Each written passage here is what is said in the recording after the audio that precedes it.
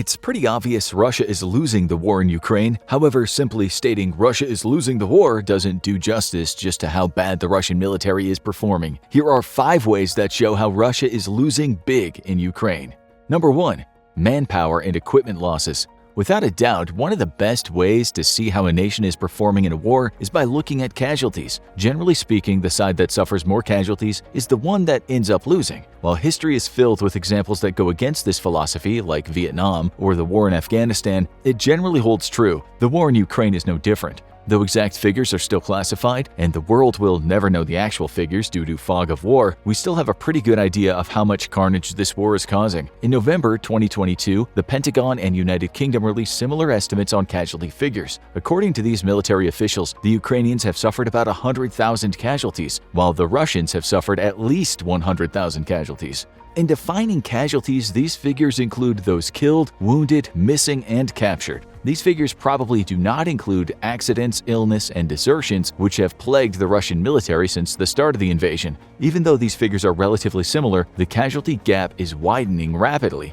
According to the Ukrainian government, the Russian army suffered almost 7 casualties for every Ukrainian casualty during the offensive to take Kherson. Additionally, as the war grinds on, new Russian soldiers coming to the front are of poorer quality than their Ukrainian counterparts. Media reports are full of stories of how Russian civilians are taken off the street with little to no training. It's clear from the plethora of first-hand accounts that the Russian military does not have the time or budget to train new troops properly. As a result, Russian soldiers meant to serve as replacements are of far lesser quality than the troops whose spots they're taking. The opposite is happening in the Ukrainian military. While there were literally hundreds of thousands of citizen soldiers rushed to the front line in the chaotic first weeks of the war, that has largely subsided. Now the Ukrainian armed forces enjoy world-class training from NATO countries abroad before going into the fight. That means that as time goes on, the individual Ukrainian soldier will become deadlier than their Russian counterpart. The heavy casualties also apply to Russian equipment. Though the loss of personnel is only slightly in favor of Ukraine, the difference between the two in loss of equipment is staggering. As of the end of November, Russia has lost over 8,000 pieces of equipment, almost 4 times the documented number of Ukrainian equipment lost. While gear, like aircraft and helicopters, remain about the same, losses in tanks, infantry fighting vehicles, artillery, and trucks among the Russian military are staggering. In particular, the loss of tanks has become so bad for Russia that it's had numerous long-term effects on its military. Over the past 20 years, Russia has faced delays in super tank programs like the T-14 Armata in favor of upgrading existing vehicles like the T-72 tank. Even though these upgrades cost far less than building an Armata, most of these upgrade packages relied on imports from Western arms manufacturers. With embargoes in place, the Russian defense industry is severely limited in the amount of upgraded or newer tanks it can produce. As Ukraine destroys more Russian armor, the vehicles that replace them become older and less capable. On the other hand, Ukraine enjoys a robust arms industry thanks to NATO refitting, rearming, and rebuilding its tanks. Countries like Germany and Poland provide depots for Ukrainian armed vehicles to be rebuilt or refurbished with the latest tech before returning to the fight. Number 2. Money.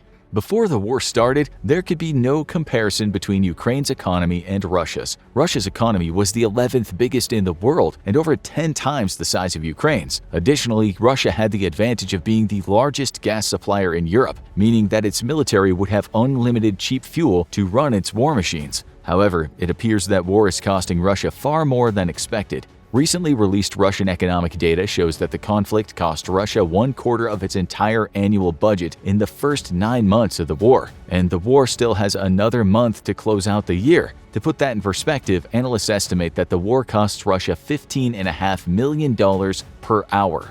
The economic strain this has put on the Russian military and society is huge. Not only have sources of advanced military hardware been dried up because of sanctions, but even if they were available, the Russian military could not afford to pay for them. Because of this, Russia has increasingly turned toward Iran and North Korea to supply its military with advanced weaponry, missiles, spare parts, and artillery shells. They're doing so because the Russian government does not have the money to pay for the gear it needs. Such drastic shortages of cash are seen even at the individual soldier level. The cash-strapped Russian government cannot even afford basic necessities for its troops like food, water, clothing, and ammunition. An actual salary is completely out of the question. In fact, the Russian federal government is so broke that it's ordered the local oblasts and republics that make up the Russian Federation to help shoulder the cost. It would be the equivalent in the United States of Congress asking each state to fork over money from state budgets to go toward the war effort. Such spending is ultimately unsustainable. Compared to Ukraine, Russia cannot compete. With military, humanitarian, and economic aid coming in from around the world, the Russian economy can't compete with the size and scale of the international community.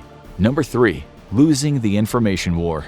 At the beginning of the war, Putin claimed that Russia was invading Ukraine because the government was committing crimes against humanity against the Russian people in the Donbass. Of course, this has proven to be a total lie. Throughout the course of the war, the Ukrainian government has been open and transparent about what's been going on. Media outlets and various international bodies are allowed routine, uninterrupted access to all parts of the territory under Ukrainian control. It's clear that Ukraine never carried out atrocities against its civilians. On the contrary, places like Bucha, Kharkiv, and Mariupol show that Russia is the one committing crimes against humanity. Russia also claimed that the Nazis controlled the government and that the Russian military needed to denazify Ukraine. However, Russian soldiers realized that there were never any Nazis in Ukraine. As reported throughout the country, local populations were incredibly hostile to Russian troops. To many a Russian's surprise, they were not seen as liberators, but as occupiers. Such a realization has caused many Russians to doubt the reality of why they're fighting the war in the first place. Another way Russia has lost the information war is by claiming that Ukraine was going to invade Russia and that the Russian invasion was to prevent that from happening. To bolster this claim, Russian media reports have stated that Russian service members are briefed on supposedly classified Ukrainian documents that outline a full-scale invasion of Russia. However, first-hand accounts from social media show that Russian troops realized this was a lie when they got to the country. In fact, the best way Russia has lost the information war has been through what it hasn't done. Families of Russian troops killed, missing, or forcibly mobilized complain bitterly of treatment by military authorities. Lack of payment, lack of transparency, and no communication means families are left in the dark about their loved ones and their future. This lack of compassion by the Russian authorities toward the families of its troops has cost the Russian government the moral high ground among its people. Number 4. Failure to gain air superiority. Before the war started, people expected that the Russian military would completely knock the Ukrainian Air Force out of the sky within a week. But to the world's surprise, the Ukrainian Air Force has not only survived, but remains a viable combat effective force, retaining about 80% of its capability. How the Ukrainian Air Force has survived for so long has largely been due to ingenuity. As a general rule, Russian aircraft are more advanced and their pilots have more flight hours than their Ukrainian counterparts. But unlike Russian pilots, Ukrainian pilots and ground crew have much better morale. They also have better problem-solving skills. Knowing that Air Force bases would become prime targets for ballistic missile strikes, the Ukrainian Air Force stayed on the move. Mobile repair shops and maintenance depots operate out of trucks. Ukrainian fighter jets stay hidden in forests only to be trucked into open highways where they can take off. Russian Air Force bases tend to stay in fixed locations, becoming prime targets for missile and drone strikes throughout the war. But it's not only Ukraine's ingenuity that's prevented Russia from taking control of the skies, its massive air defense network has also helped. Though Ukraine has received some modern air defense systems like the NASAMS, these have been received in small quantities. Even though these Western systems are deadly and have performed well, they have yet to make a strategic difference. What has made a strategic difference has been the blanket of vintage Soviet systems, radar, and man-pads. Because Ukraine knew its Air Force would always be on its back foot, it heavily invested in building a robust air defense network. Using a combination of legacy Soviet equipment and a literal flood of man-pad systems like Stinger missiles, the Ukrainians have built one of the world's most robust air defense networks. Whether they're facing fighters, drones, or missiles, Ukrainian air defenses regularly shoot down most inbound Russian contacts. Their air defense network is so good that Russian aircraft stopped attempting to conduct strategic strikes in April. In fact, the few times Russian aircraft are spotted in battle is when they're used for close air support for its ground troops. Because of this, Russia relies on drones and ballistic missiles to conduct strategic strikes for anything past the immediate front lines. Number 5. Loss of the Black Sea. When Russia illegally annexed Crimea back in 2014, it seized the majority of the Ukrainian Navy. During the first few weeks of the 2022 invasion, what remained of the Ukrainian Navy was captured or scuttled by naval personnel to prevent their capture. Even though Ukraine doesn't have a navy anymore, they still have the ability to carry out a series of impressive attacks against the world's third-largest naval power. Back in March, ballistic missiles sunk one amphibious transport ship and severely damaged two others in Berdyansk. In April, the flagship of the Russian fleet, the Moskva, was sunk by 2 surface-to-surface missiles. In October, a barrage of Ukrainian unmanned surface vessels struck the home port of the Black Sea Fleet and occupied Sevastopol, and the new Russian flagship and a minesweeper were damaged.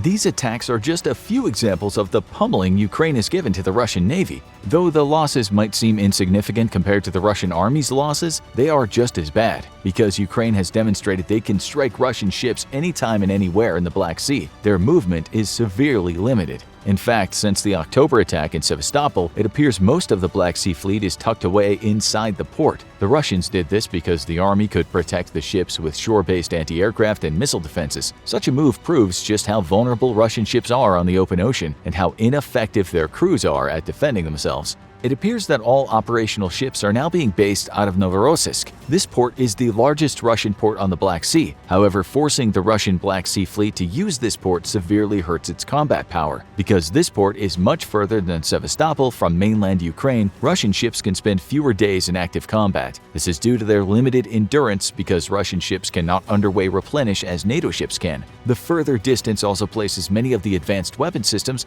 like caliber missiles, at the maximum extent of their range. Because of this, Russian ships cannot strike Ukrainian cities with impunity, and the few targets in their range would be hit with a margin of inaccuracy.